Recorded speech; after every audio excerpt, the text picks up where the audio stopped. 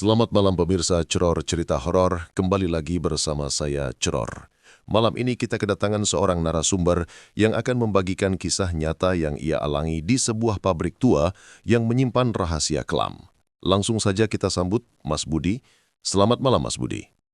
Selamat malam Mas Ceror dan selamat malam untuk semua yang mendengarkan. Mas, terima kasih sudah mau berbagi cerita yang konon cukup membuat bulu kuduk merinding.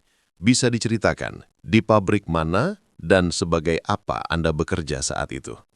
Tentu, kejadian ini sekitar 10 tahun lalu, saat saya masih bekerja sebagai teknisi listrik di sebuah pabrik tekstil tua di pinggiran kota. Pabriknya sudah berdiri sejak zaman Belanda, dan memang terkenal angker. Saya sendiri awalnya tidak percaya tahayul, Mas. Fokus saya cuma kerja. Pabrik tua peninggalan Belanda ya, itu sudah jadi trademark untuk cerita-cerita seram. Lalu apa yang membuat Anda mulai merasakan keanehan di sana? Awalnya biasa saja, Mas. Saya masuk shift malam, tapi seringkali saat jam-jam sepi, sekitar pukul 2 atau 3 dini hari, saya mulai mendengar suara-suara. Kadang seperti mesin yang beroperasi padahal semua sudah mati, kadang seperti orang berjalan atau berbisik di lorong yang kosong. Saya pikir itu halusinasi karena kurang tidur. Itu baru permulaan ya. Lalu kapan kejadian yang benar-benar mengubah pandangan Anda terhadap pabrik itu? Itu terjadi saat ada perbaikan besar pada salah satu mesin tenun raksasa di lantai 3. Mesin itu sangat tua, sering rusak. Teknisi yang lain tidak ada yang berani shift malam di sana sendirian. Saya yang paling berani karena deadline dan ada bonus.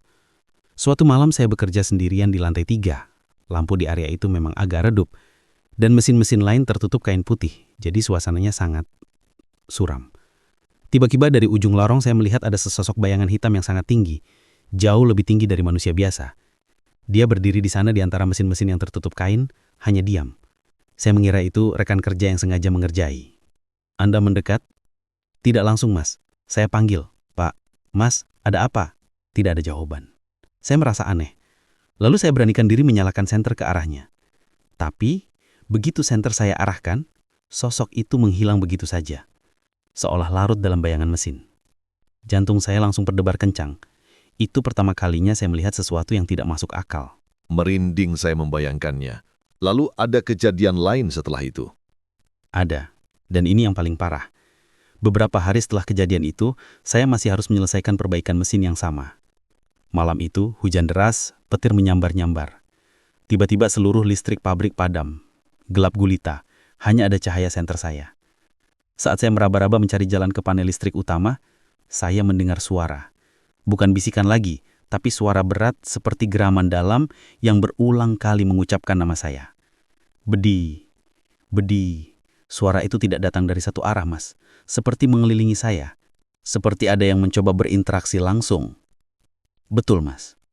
Lalu dari kegelapan di depan saya, di dekat mesin tenun yang saya perbaiki itu, tiba-tiba muncul 2 titik merah menyala. Seperti mata yang besar dan marah. Titik merah itu perlahan bergerak mendekat. Saya bisa merasakan hawa dingin yang luar biasa. Dingin yang bukan karena AC atau hujan. Saya panik, Mas. Saya menjatuhkan senter saya. Dalam kegelapan total itu, saya hanya bisa mendengar suara geraman yang semakin keras dan bau anyir yang menusuk hidung. Saya tahu ini bukan lagi halusinasi.